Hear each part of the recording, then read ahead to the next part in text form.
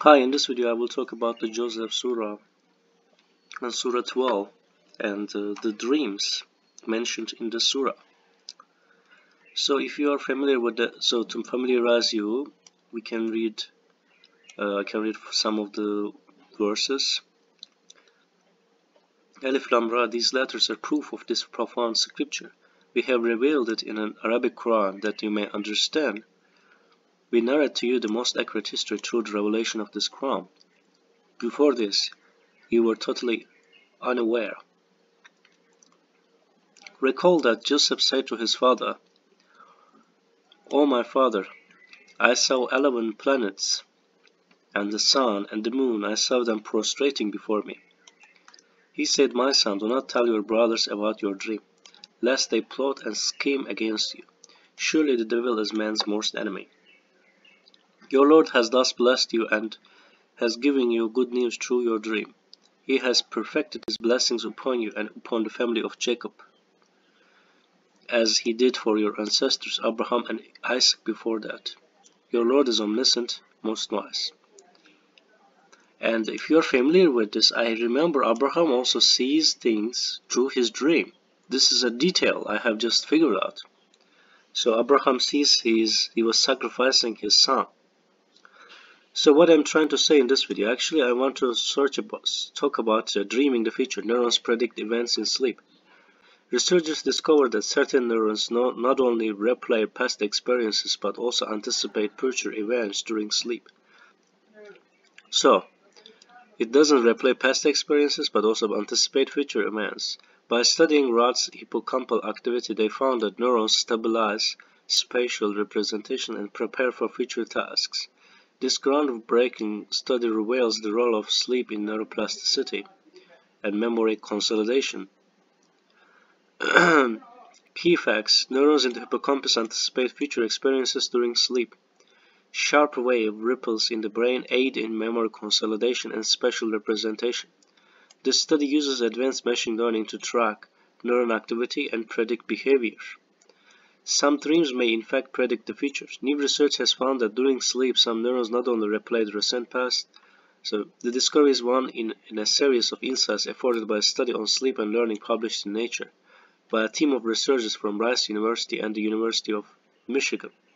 The research offers an unprecedented view of how individual neurons in the hippocampus of rats stabilize and tune spatial representation during periods of stress, allowing the animal's first time running a maze.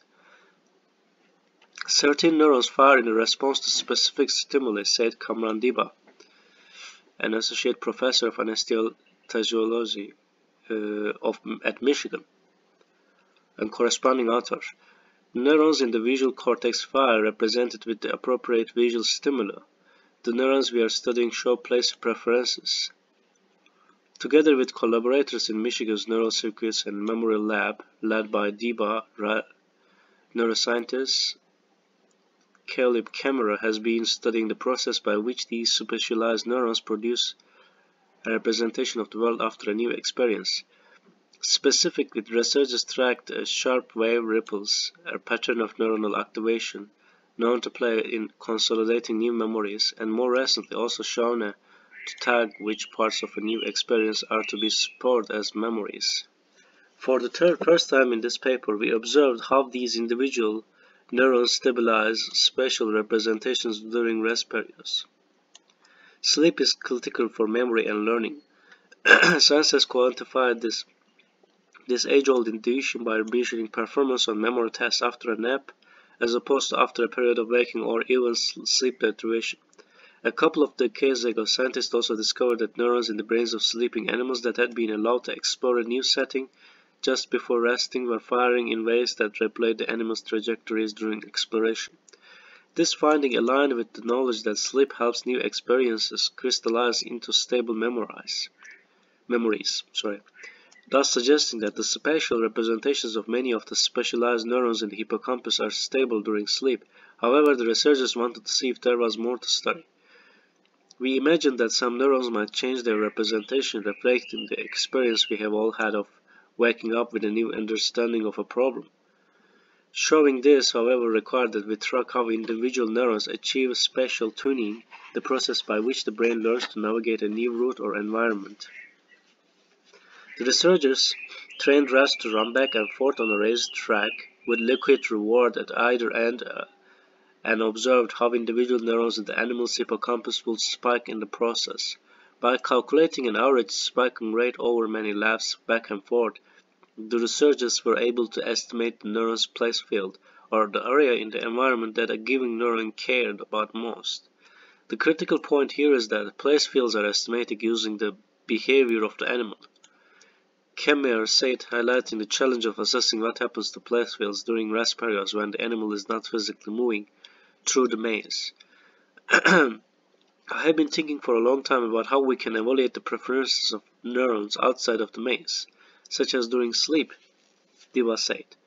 We address this challenge by relating the activity of each individual neuron to the activity of all other neurons. This was the study's key innovation.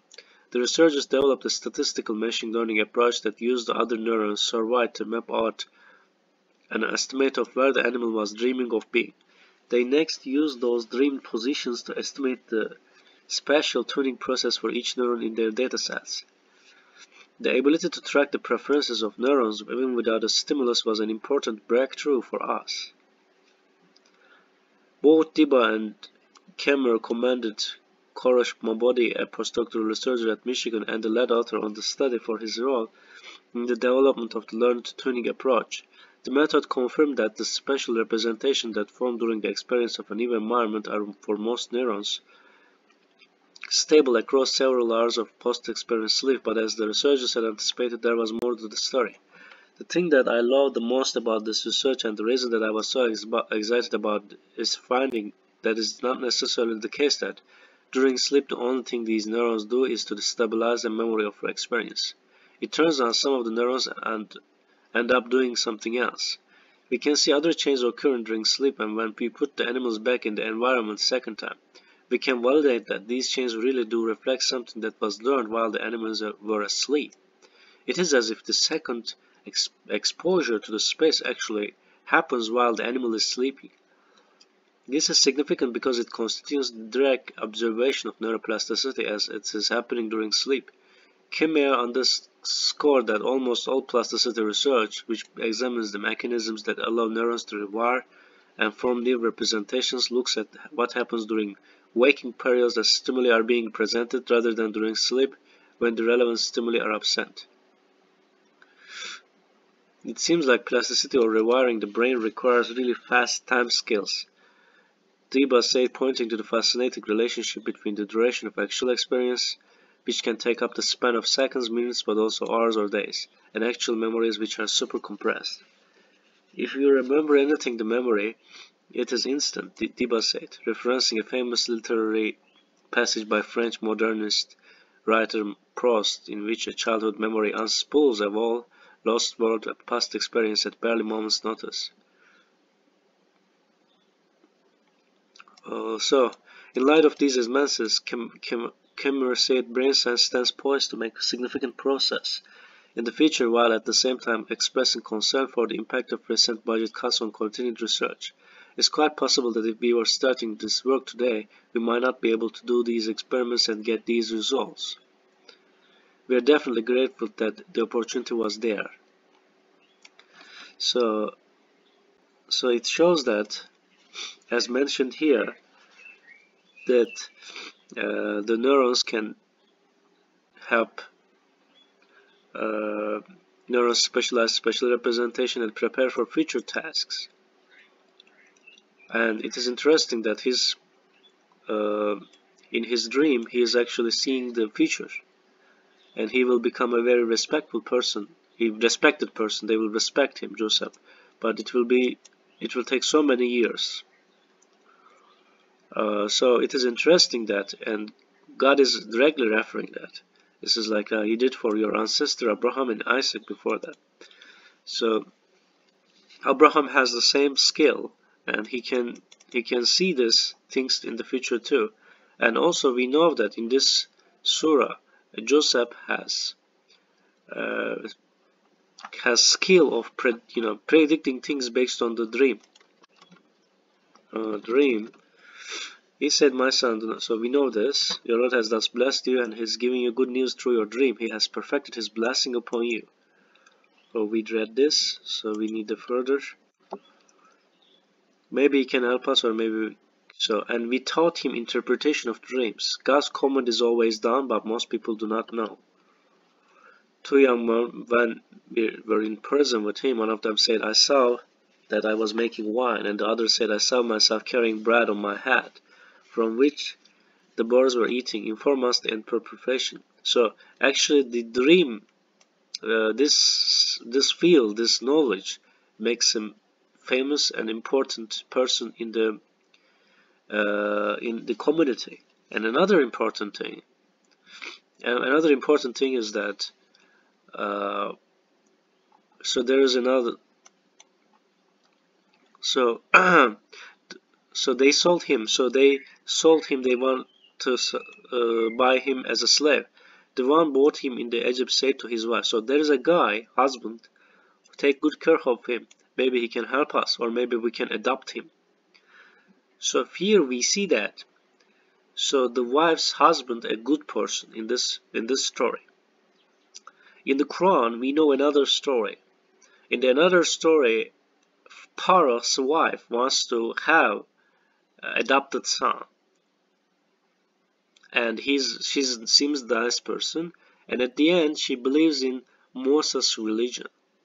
And in this example, we see that the husband wants to accept him, and we see that the wife will be bad person later. When he reached maturity, we endowed him with wisdom and knowledge. We thus reward the righteous. The lady of the house where he lived tried to seduce him. She closed the doors and said, I'm all yours. He said, it means she closed the doors means like they will not see it, they will not witness it, and only God can be witness. There will be no other deterrence, I guess. He said, may God protect me, he is my Lord who gave me a good home. So that husband also suggested it. The transgressors never succeed. She almost succumbed to him, and he almost succumbed to her. If it weren't that we saw a proof from his Lord, we thus diverted evil and sin away from him, for he was one of our devoted servants. The two of them raced towards the door, and in the process she tore his garment from the back. They found her husband at the door. She said, what should be the punishment for one who wanted to molest your wife, except imprisonment or a painful punishment? He said, she is the one who tried to seduce me. So the Joseph defended himself. A witness from her family suggested, if garment is torn from the front, then she is telling the truth, and he is a liar. And if the garment is torn from the back, then she lied, and he is telling the truth. When her husband saw that, it's important that it's about forensic science. This garment was torn from the back. He said, this is a woman's scheme. Indeed, your scheming is formidable. Joseph, disregard this accident. As for you, you should seek forgiveness for your sin. You have committed an error. So, that is all I want to say. Thanks for watching this video and hope to see you in the next video.